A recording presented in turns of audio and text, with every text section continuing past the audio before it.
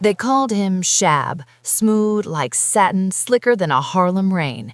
He had that voice, low, syrupy, with a patois that made women melt and men want to be him. Shab didn't walk into a room. He arrived like a storm front, all heat and pressure, and when he smiled, it was like he knew something you didn't. Usually, he did. Shab was the kind of man who could talk a nun out her habit and have her giggling about it afterward.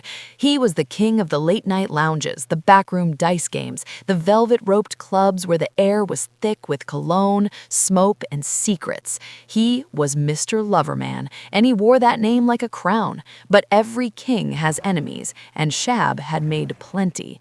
See, it wasn't just the women. It was the husbands, the boyfriends, the bosses. Shab didn't discriminate. He'd charm a cartel boss's mistress just to prove he could. He'd whisper sweet nothings in the ear of a rival's girl, then vanish before the sun came up. It was a game to him, a dangerous one. That's when she came in. They called her Lita, short for Lolita, but she hated that name, said it made her sound like a child, and she was all woman.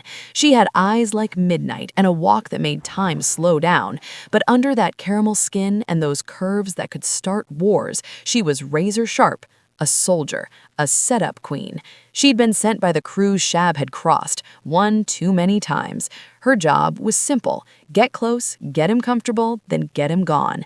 She found him at Club Indigo, leaning against the bar, sipping Henny like it was holy water. He clocked her the moment she walked in.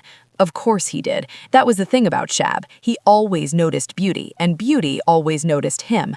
"Evening, queen," he purred, his gold tooth catching the light. "Evening, king," she replied, her voice velvet over steel. They danced, they drank, they disappeared into the night.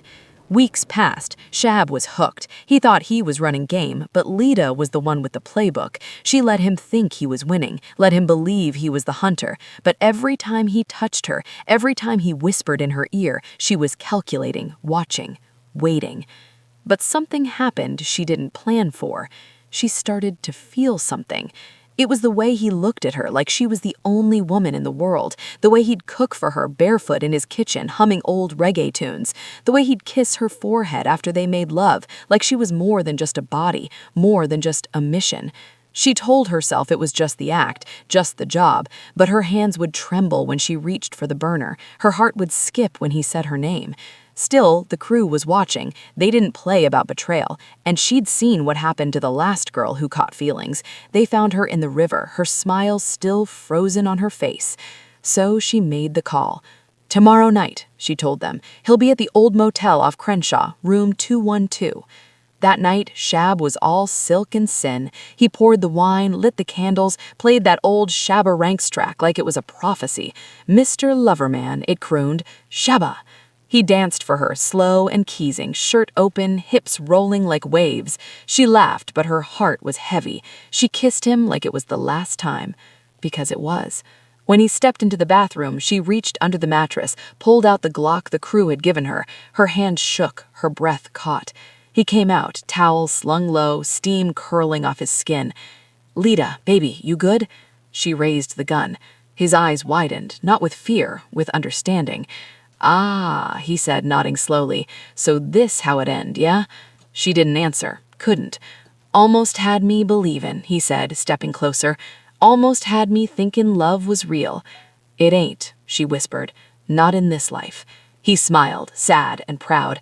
"Then do it, gal, but know this, if you feel something, even a flicker, you already lost." She pulled the trigger. The shot echoed, like a curse. The crew came in minutes later, found her sitting on the edge of the bed, the gun still warm in her hand, tears streaking her cheeks. "You did good," one of them said. But she didn't answer. She just stared at the body, at the man who'd made her question everything. Shab died like he lived, naked, unrepentant, and smiling. And Lita, well, she learned the hard way. In this game, love is a liability, lust is a weapon, but your mind, your instincts, that's the only thing that'll keep you breathing. Because in the streets, even Mr. Loverman can't outcharm a setup.